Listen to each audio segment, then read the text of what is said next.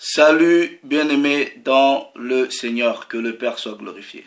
Voilà, que le Très-Haut, notre pouvoir, le Créateur, notre puissance, soit glorifié. J'ai pas besoin de l'Esprit Saint pour comprendre la Bible. Bon, vous avez vu le titre, hein, je répète, j'ai pas besoin de l'Esprit Saint pour comprendre la Bible. Bon, je vais m'expliquer. Je sais que beaucoup qui sont dans les religions, ces émotionnels là, ils vont voir un titre comme ça, ok? Et ils vont se dire, bah, ce monsieur là aussi, qu'est-ce qu'il raconte? Qu'est-ce qu'il vient nous dire? Et seulement vous prouvez que vous avez été endoctriné. Vous avez été endoctriné.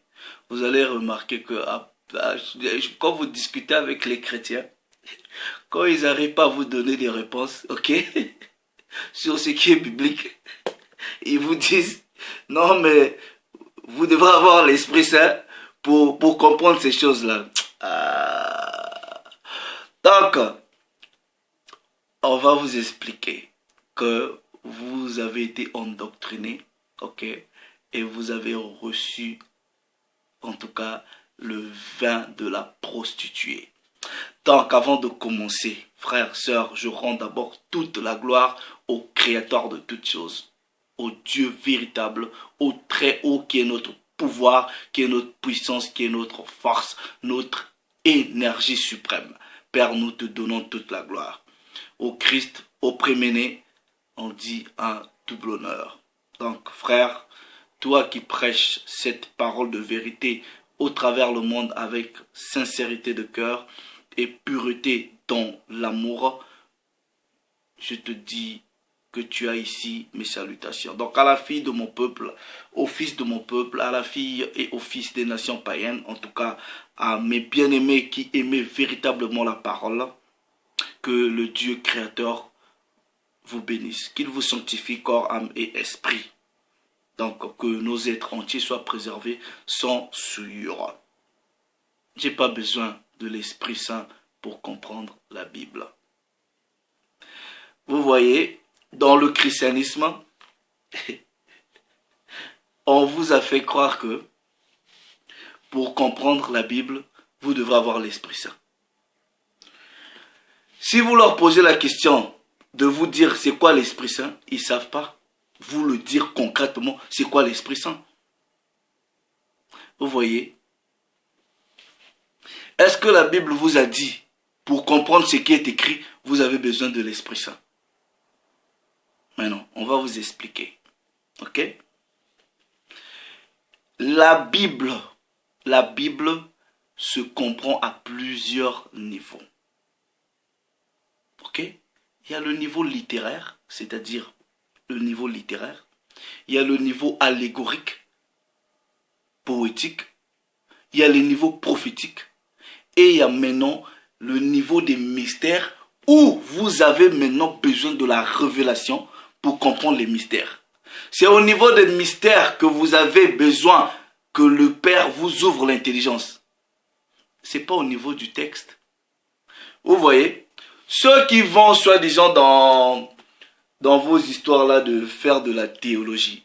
Je me rappelle à l'école, je faisais un cours, il y avait un cours qu'on faisait, ça s'appelait Identité, différence et identité, différence c'est quoi? Et race. Ok?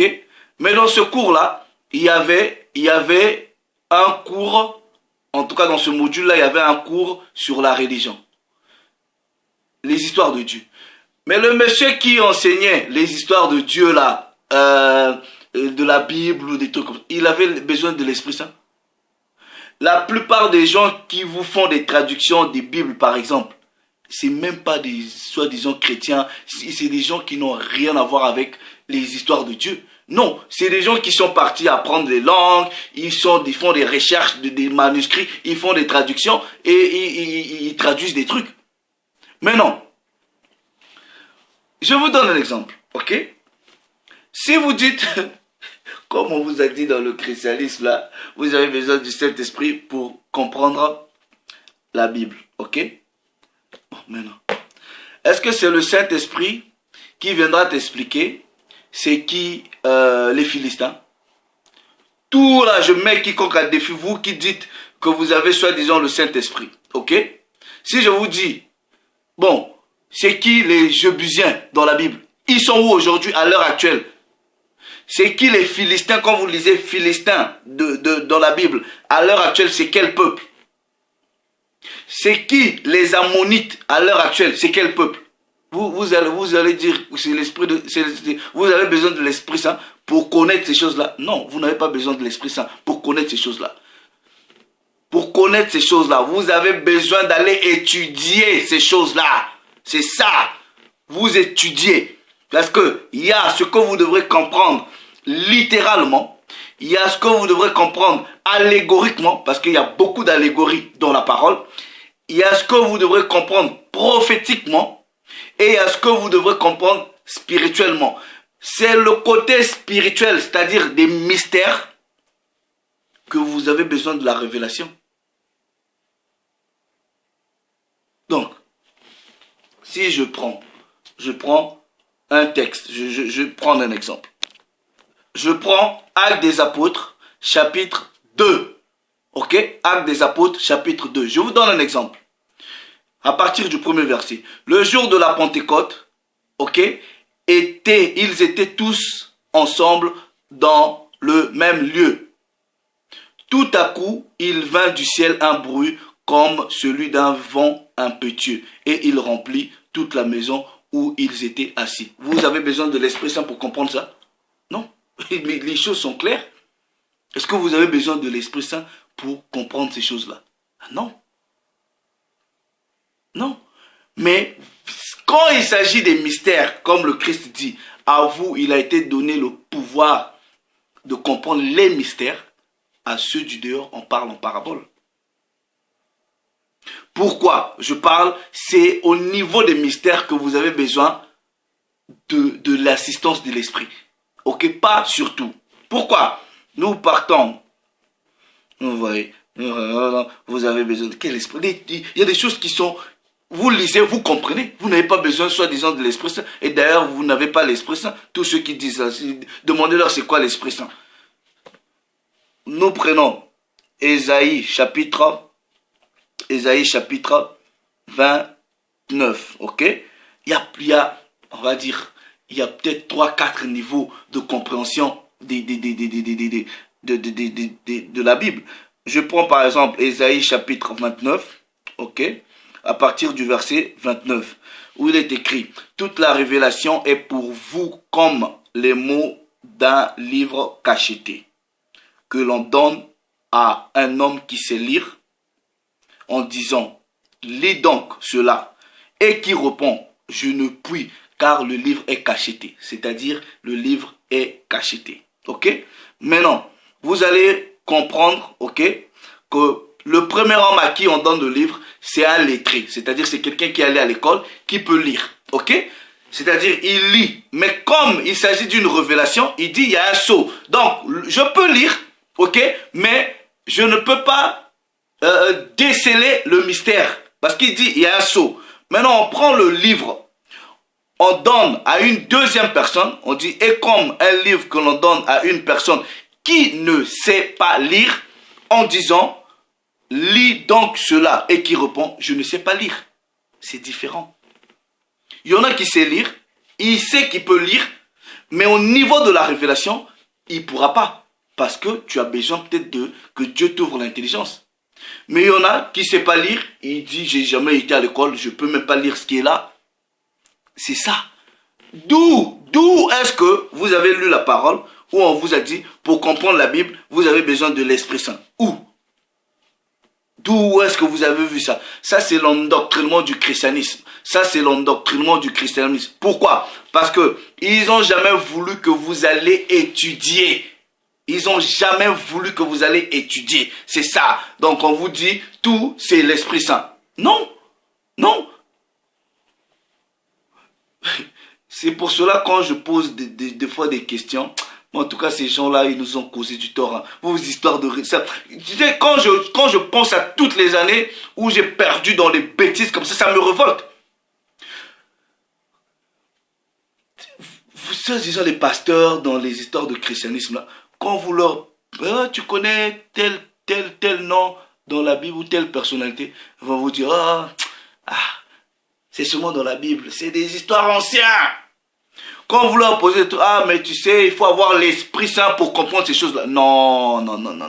Il y a des choses, vous étudiez, vous les apprenez. C'est ça. Et je vous dis, la plupart de ceux qui enseignent vos pasteurs, là, soi-disant, les cours de théologie, non, il y en a même qui ne croient pas en Dieu. Ok, si vous ne le savez pas, il y en a qui ne sont même pas les histoires de religieux. Non, ils sont partis apprendre. Je vais prendre un précepte, ok? Voir que vous devrez étudier. Il y a des choses que vous devrez étudier, ok? Parce que vous voyez, Deutéronome 29, 22, 23, ok? Les choses qui sont cachées. Parce qu'il y a une dimension spirituelle des Écritures, mais il y a aussi une dimension terre à terre. Il y a des dimensions littéraires, il y a des dimensions allégoriques, il y a des dimensions prophétiques, des choses comme ça.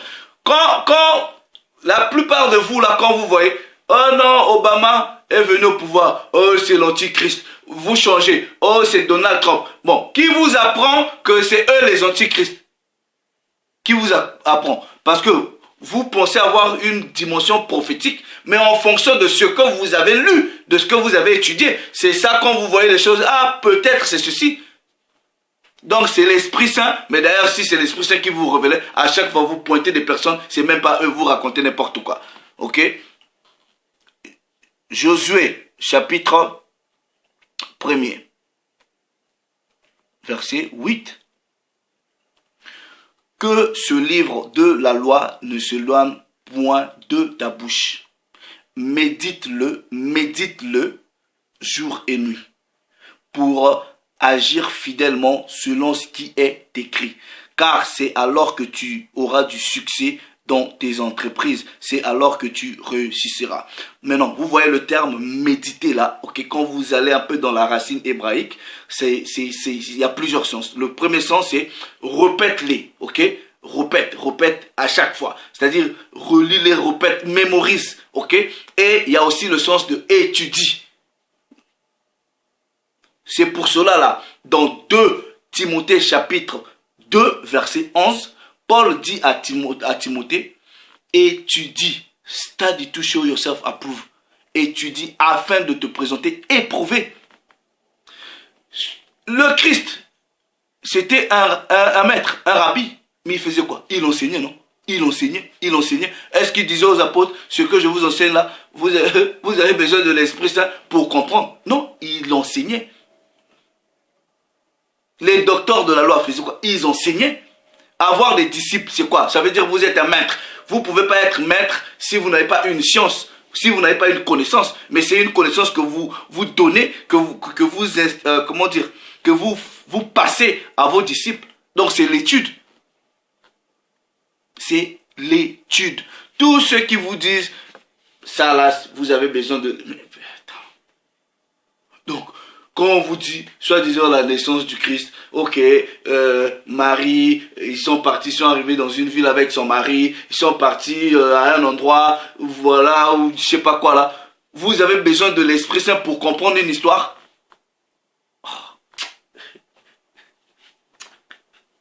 Vous voyez la religiosité là, comment est-ce que ça... Bref. Nous vous montrer que il y a des choses, regardez. Ok, on va aller dans Actes. Esprit Saint. Vous lisez un texte qui saute à vos yeux là, très simple. Non. Esprit Saint. Posez-leur la question, c'est quoi l'Esprit Saint? Ils ne vont jamais vous donner une réponse concrète. Actes des Apôtres, chapitre 8. À partir du verset 30. Actes des Apôtres, chapitre 8, à partir du verset 30. Philippe accourut et entendit l'Éthiopien qui lisait le prophète Ésaïe. Donc il y avait quelqu'un l'unique Éthiopien qui lisait le texte du prophète Ésaïe. Ok? Et il lui dit, Philippe pose maintenant la question à la personne qui lisait un texte, et il lui dit, comprends-tu ce que tu lis? Comprends-tu? Il répondit, l'eunuque répondit, comment le pourrais-je si quelqu'un ne me guide pas? Est-ce qu'il avait dit si l'Esprit Saint ne me guide pas? Non, si quelqu'un ne me guide pas, c'est-à-dire si quelqu'un ne m'apprend pas, si quelqu'un ne m'enseigne pas. Regardez, ok? Et il invita Philippe à monter et à s'asseoir avec lui. Verset 32. Le passage de l'écriture qu'il lisait était celui-ci. 2 points.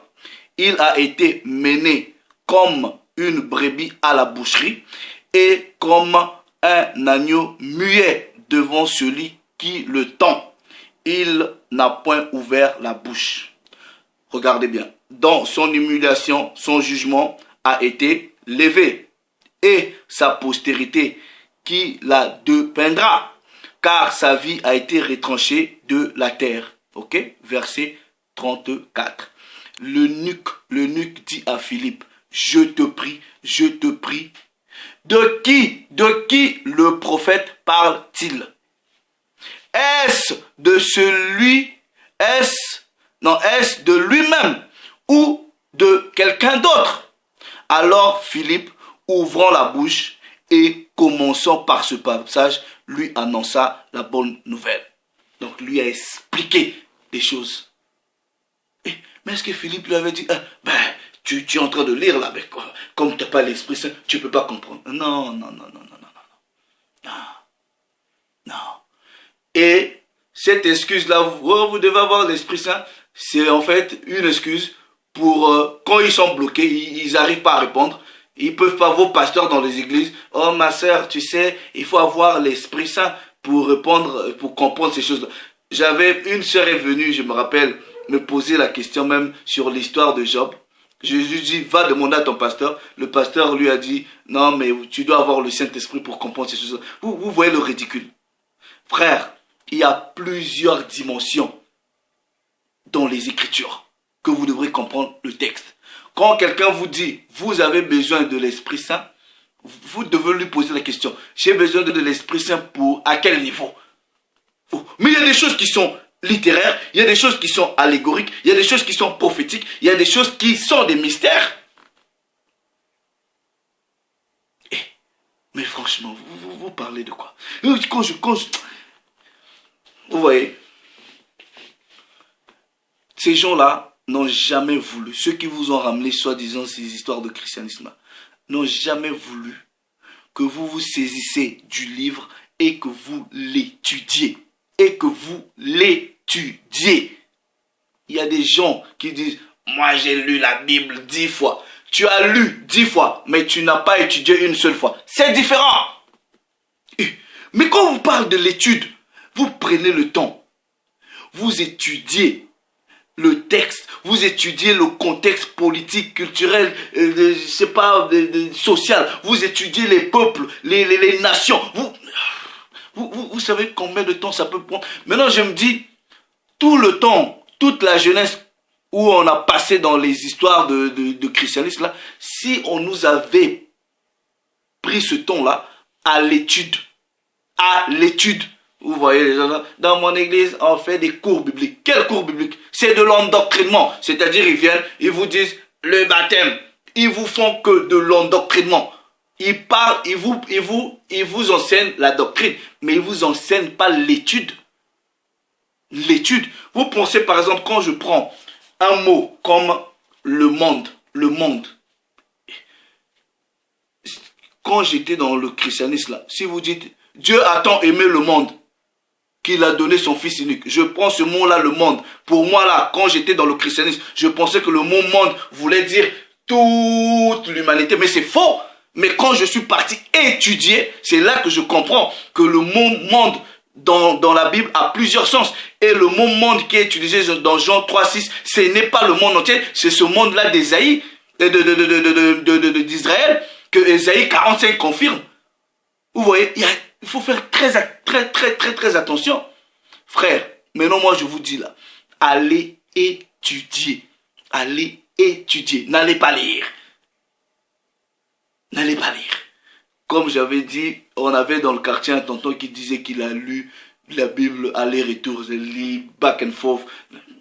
Non, non, non. Vous pouvez prendre un texte, vous lisez, vous lisez, vous lisez. Mais pourquoi Isaïe dit précepte? À qui veut-on enseigner? À qui veut-on apprendre des leçons? Est-ce à des enfants qui viennent quitter la mamelle? Est-ce à des enfants qui viennent d'être sevrés? C'est précepte sur précepte, ligne sur ligne, un peu ici, un peu là. Est-ce qu'on a dit, mais pour enseigner là, vous devrez avoir l'Esprit Saint pour comprendre? Non. C'est au niveau des mystères, quand le Père vous ouvre l'intelligence, il vous fait comprendre des choses. Voilà, c'est simple. Le Père s'est encore glorifié. Shalom.